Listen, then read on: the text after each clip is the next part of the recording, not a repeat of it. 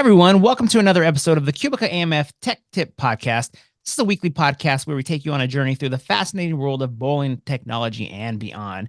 And as always, I'm your host, Orly, and today we have on the great Travis Huston. Travis always comes through when it's especially, I always want Travis. I don't just get him when it's last minute, but when there is sometimes a last minute need for a show, Travis always takes the time to jump on. So I appreciate that so much, Travis. First off, Travis, welcome to the show. How are you doing? Good. How about you, Orly? I'm doing great. And everyone, so Travis has been on past shows. If you haven't listened before, make sure to go back and listen to all the shows. And usually when we introduce Travis, it's Max Training Specialist. But I want to be first on the show to say congratulations. Travis has accepted a new position with the company. Travis, you want to let everyone know what you are now doing with QubicaAMF? Yeah, so I just started as a product specialist, in which I talk about the products that will both help customers and our team here at QubicaAMF provide the best experience for you. So, yeah, I'm excited, glad to come on board with this position, and I look forward to getting out into the field. Yeah, well, I'm sure everybody's excited to have you as part of the new team, Travis.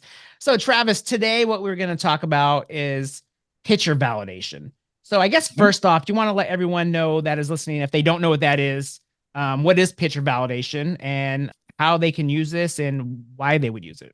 Yeah, so for picture validation, if you have a center that has uh, what we call the super touch, um, basically your console allows customers to be able to take pictures, use it within their bowling experiences. Um, Picture validation is an option where you are able to approve the pictures from the front counter, Gotcha. um, or from any terminal if you choose. And to allow picture validation to work, once you have your super touches set up, this is typically done during installation. You've got everything working together properly. For picture validation to work, you need to make sure that it is set in your lane options. So if you go to your default lane options, you would be able to select the lane option that's applicable or the one that you want to change. Because sometimes you may want it, sometimes you don't need it. So it really depends on your center and your center policies on which you choose to use picture validation.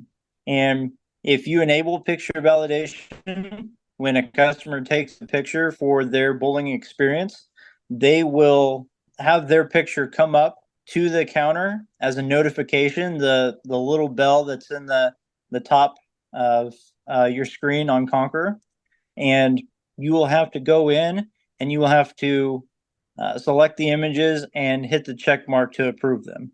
And that basically allows you to filter and check the picture before it goes out onto the monitors for the bowling lane. Yeah, I mean Um, that's a you great know, feature because I know, when I was working in the bowling center, you get and here I go again. I know sometimes I'm hard on the teens, but when you have yeah, a bunch of teens in there, sometimes you get the little rowdy bunch and you never know what name they're gonna put up there or what photo they're gonna try to throw up there. And they usually know you're watching, they try to be sneaky, but this makes sense. That's a great option to have just to be able to check to see what people and don't get me wrong, there's some adults too that get out of hand. yeah. So we could actually watch everybody with this. So yeah, go ahead. Yeah, and I've been in the university space as well, and so I've seen that from time to time.